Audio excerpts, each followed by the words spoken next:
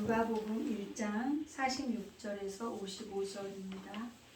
누가복음 1장 46절에서 55절. 대림절 기간이어서 마가복음을 잠시 멈추고 내리면 말씀으로 왔습니다. 누가복음 1장 46절에서 55절.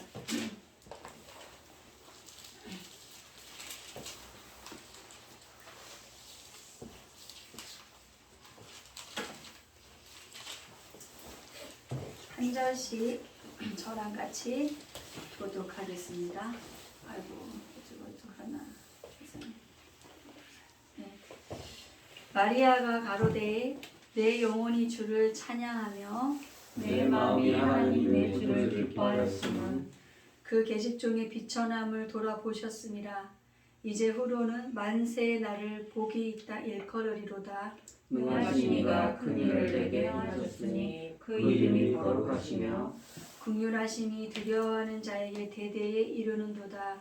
그의 팔로 힘을 보이사 마음의 생각이 교만한 자들을 흩으셨고 권세 있는 자를 그 위에서 내리치셨으며 비천한 자를 높이셨고 줄이는 자를 좋은 곳으로 배불리셨으며 부자를 공수로 보내셨도다. 그 종 이스라엘을 도우사 긍휼히 여기시고 기억하시되 우리 조상에게 말씀하신 것과 같이 아브라함과 및 그 자손에게 영원히 하시리로다. 아멘. 네. 마리아가 65절까지죠. 네, 감사합니다. 일로 오세요. 네? 일로 오세요. 아니요. 허리가 아파가지고. 네. 아유 참. 네. 샬롬. 노래 좋아하세요? 잘 부르시나요? 노래 자주 하시나요? 네. 네. 잘하든 못하든 우리가 노래를 부른다는 건 기분이 좋을 때인 것 같습니다. 뭔가 마음이 어둡고 우울하고 슬프면 노래가 나오지 않죠. 그죠? 자, 어떤 노래를 우리가 들으면 그 노래를 듣는 것에서 끝나지 않고 그 노래와 관련된 그 사람과 그 사건들이 같이 연상이 돼서 떠오르게 됩니다. 그러니까 노래 속에는 추억이 있죠. 그래서 그 노래를 부른다는 건 내가 그 사건이나 그 사람을 추억하고 그린다는 것도 되겠습니다.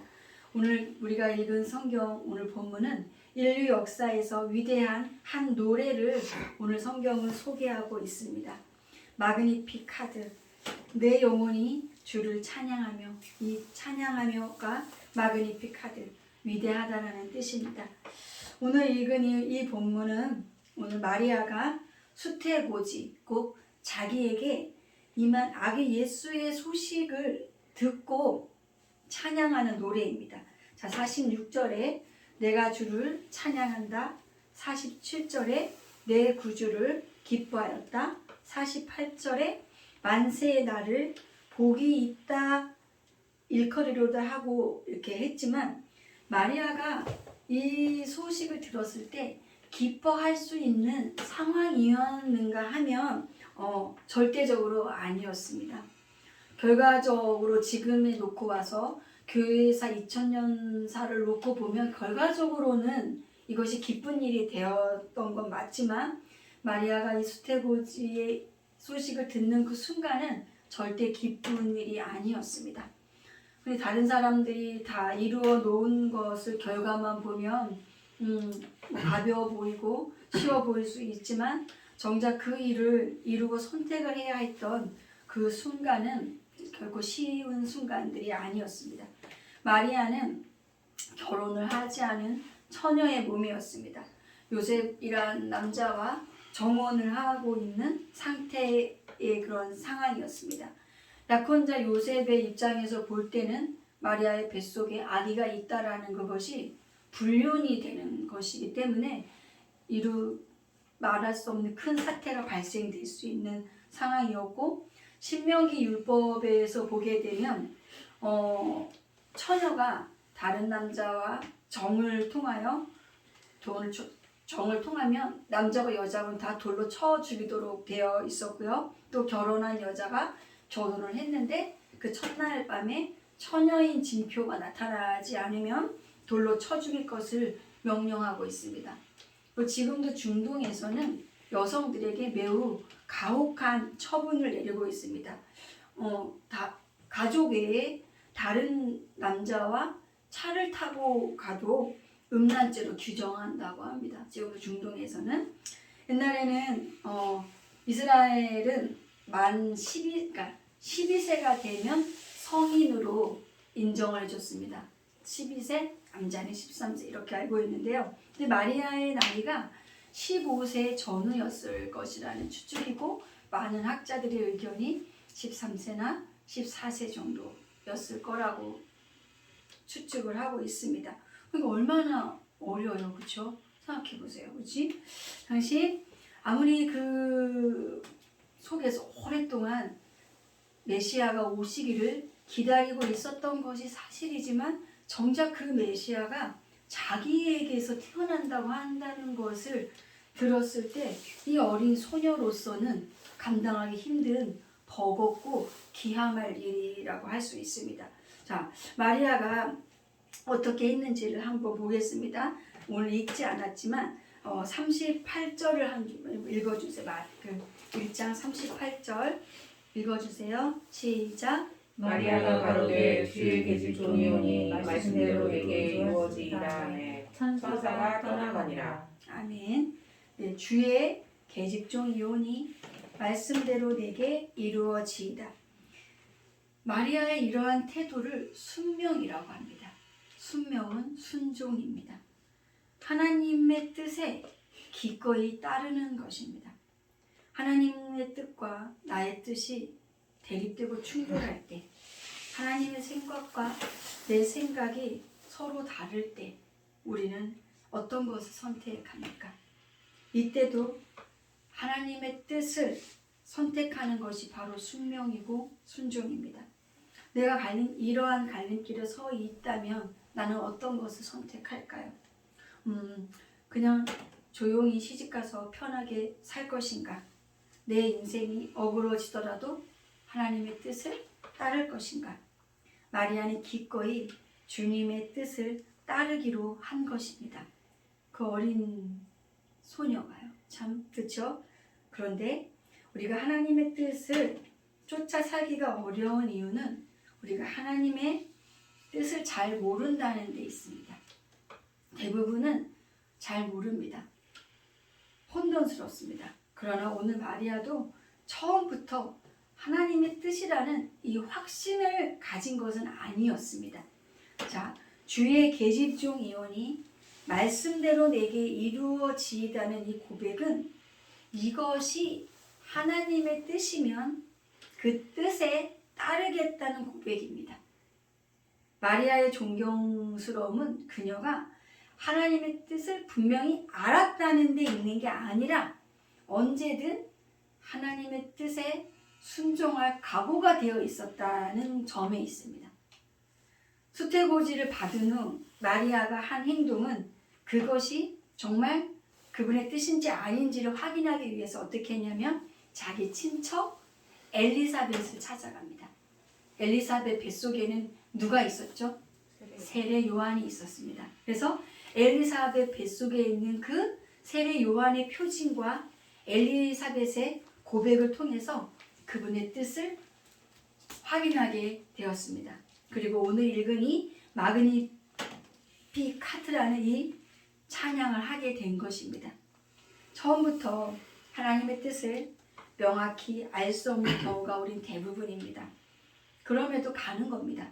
그러나 우리가 하나님의 뜻이면 순종하겠다는 이 자세를 가지고 기도하는 것이 중요합니다. 뜻이면 제가 순종하겠습니다. 기도하면 순종할 힘이 주어집니다.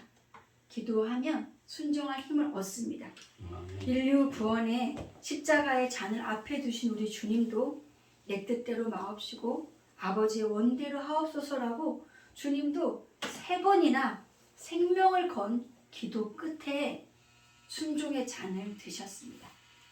순종의 마음이 있으면 하나님께서 우리에게 여러 가지 증거를 보여주실 것이며 그 증거를 통해서 이게 정말 하나님의 뜻이구나 그리고 내가 하나님의 뜻 가운데 인도함 받고 있구나라는 것을 확인하게 해주십니다. 반드시 주십니다. 아멘. 우리는 그러기도 전에 근데 우리는 내가 손해될 것 같으면 실상 내 양심이 내 속에서 소리치지만 내가 손해될 것 같으면 차단을 시키죠.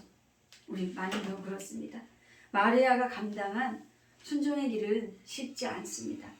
앞에 말씀드렸듯이 돌에 맞아 죽을 수도 있었고 또 정혼자 요셉이 안 믿어줄 수도 있는 일이었으니까요.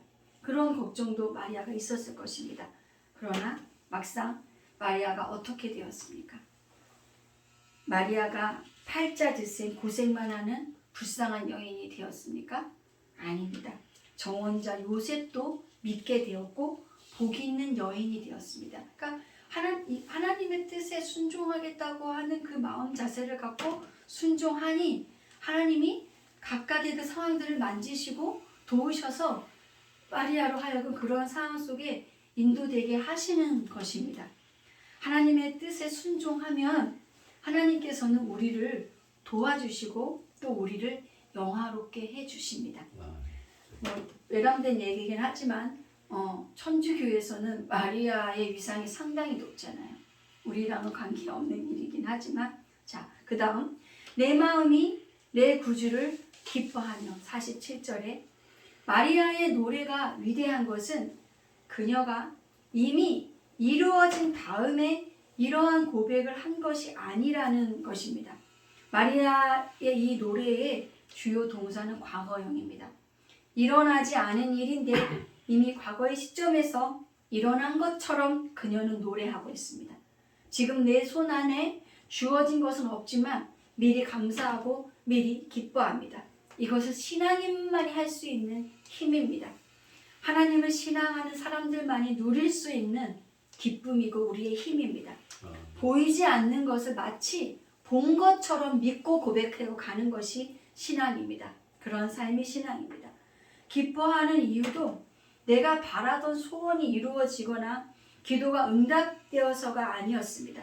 장차 자기가 만세에 복 있는 여인이 될 것이기에 기뻐하는 것도 아니었습니다. 그녀의 기쁨은 단 하나, 하나님의 뜻이 이루어진다는 것에 있었습니다. 자기를 통하여서 하나님의 뜻이 이루어진다는 것에 기뻐했습니다. 메시아를 보내시겠다고 한 그 오래된 그 전승이 이제 그 언약이 이루어지는 그 하나님의 뜻이 이루어진다는 것에 자신의 기쁨의 이유를 건 것입니다. 그리고 그것에 자신이 통로와 도구와 매개체로 사용되어진다는 것에 마리아가 기뻤습니다. 우리에게도 기쁨이 있습니다. 그 기쁨의 이유가 무엇입니까? 우리는 기도가 내가 원했던 방식으로 기도가 응답되거나 또 세상적인 영광이나 물질이 채워질 때 기뻐합니다. 네, 저도 그럴 때 매우 기쁩니다. 연약한 저에게 그러한 상황들은 하나님이 나와 함께 하시는 사인으로 제가 받아들여지니까 기쁩니다. 그러나 냉정하게 생각해 보면 이러한 류의 기쁨은 예수 신앙을 갖지 않은 사람들도 다 기뻐할 수 있는 것입니다. 그렇죠? 우리의 기쁨은 하나님께 있습니다. 하나님의 뜻이 이루어지는데 우리의 기쁨이 있습니다. 하박국 지난주에 성 목사님께서 하박국 말씀하셨지만 하박국 선지자는 물질적으로 손에 쥔 것이 없지만 기뻐하고 즐거워하고 있습니다. 오히려 고난이 닥쳐오고 있지만 기뻐하고 있습니다. 하박국은 분명히 말합니다. 나는 여호와를 인하여 즐거워하며 나의 구원의 하나님을 인하여 기뻐하리로다. 하나님의 뜻이 이루어지고 하나님의 선하신 뜻이 승리할 것을 믿기 때문에 기뻐하고 있습니다. 우리의 기쁨의 이유가 어디에 있습니까? 하나님 때문에 기뻐하십니까? 아니면 하나님이 주시는 그 축복 때문에 기뻐하십니까? 내 손에 쥔 것 때문에 기뻐하십니까? 아니면 하나님의 뜻이 이 연약한 나를 통하여서 이루어지고 있는 것에 기뻐하고 계십니까? 마리아의 찬양은 그녀 스스로 한 계집종이라고 하지만 이 땅에 가져오실 하나님 나라의 기쁨이 무엇인지를 꿰뚫고 있습니다. 자, 그 구체적인 모습이 51절과 53절에 나타나 있습니다. 51절, 그의 팔로 힘을 보이사 마음의 생각이 교만한 자들을 흩으셨고, 53절에 줄이는 자를 좋은 것으로 배불리셨으며 부자를 공수로 보내셨도다. 매우 과격한 고백입니다. 이 고백은 마리아의 순종하면 정말 뭔가 여리고 연약한 여인이 갈등 없이 하는 그 낭만적인 성탄의 밤의 이미지가 그려질지 모르나 사실 이 마리아의 노래에는 인간 역사에서 가장 첨예한 갈등이 마리아의 노래 속에 들어가져 있습니다. 마리아가 노래하는 하나님 나라의 질서는 세상의 질서와 다릅니다. 세상의 질서는 교만하고 권세 있고 부자를 부러워하고 그들을 부자를 높이고 찬양하지만 예수님으로부터 시작된 하나님의 나라는 그와는 반대입니다. 오히려 비천하고 줄인 자가 높임을 받고 하나님의 구원을 받는 것이 예수님으로부터 오는 그러한 질서입니다. 교만한 자가 누구입니까? 하나님 없이 혼자 살 수 있다고 하는 사람이 교만한 사람입니다. 자기가 마치 하나님을 다 아는 것처럼 생각하고 하나님을 자기의 틀 속에 가두는 사람이 교만한 사람입니다. 바리새인들이 그랬죠. 그들은 누구보다 뛰어난 성경 지식과 율법을 지키는 준법에 있었지만 정작 그들은 예수님을 알지 못했고 그분을 십자가에 못 박는 데 큰 역할을 감당했던 사람들입니다. 왜요? 자기들이 잘 안다고 바로 교만했기 때문입니다. 그녀는 이렇게 말합니다. 줄이는 자를 좋은 곳으로 배불리셨으며 부자를 공수로 보내셨도다. 성경 중에서도 이 누가복음은 가난한 자들에 대해서 하나님의 관심이 얼마나 지대한지를 잘 보여주는 성경입니다. 마리아의 노래는 오늘 우리가 읽은 이 마리아의 노래는 위대한 노래입니다. 청순 가련한 계집종의 어린 소녀의 노래가 아닙니다. 한 시대를 향한 하나님의 뜻에 기꺼이 자신을 내어드렸던 위대한 여성의 생명 넘치는 노래입니다. 하나님의 뜻에 순종하는 사람처럼 강인하고도 위대한 사람이 없습니다. 연약한 질그릇 같을지라도 그 안에 담긴 하나님의 능력이 위대한 사람으로 만듭니다. 하나님은 순종의 사람을 통하여서 일하십니다. 순종의 사람을 통하여서 역사하십니다. 미천한 여종일지라도 순종할 때 하나님은 위대한 도구로 마리아를 사용하셨습니다. 예수님의 성탄은 순종하는 사람들을 통하여서 이루어질 수 있었습니다. 오늘은 대림절, 주님이 오심을 기다리는 대림절 세 번째 주일입니다. 위드 코로나의 성탄에 저와 여러분은 어떠한 순종의 삶의 고백을 해야 하겠는지요. 이제 남은 2022년의 시간에 내가 순종하지 못하고 있는 영역은 무엇인지요? 아니면 내가 순종의 흉내라도 내야 하는 영역이 있는 것은 아닌지 돌아보시기 바랍니다. 저는 저와 여러분이 그리스도의 뜻이 내 삶 가운데 이루어지는 것을 기뻐하셔서 기꺼이 순종을 결단하시고 순종하심으로 진정한 하늘이 주시는 하늘의 기쁨을 누리시는 그러한 삶이 저와 여러분의 그런 삶이 되시기를 진심으로 원하고 축복합니다. 아멘. 기도하시겠습니다.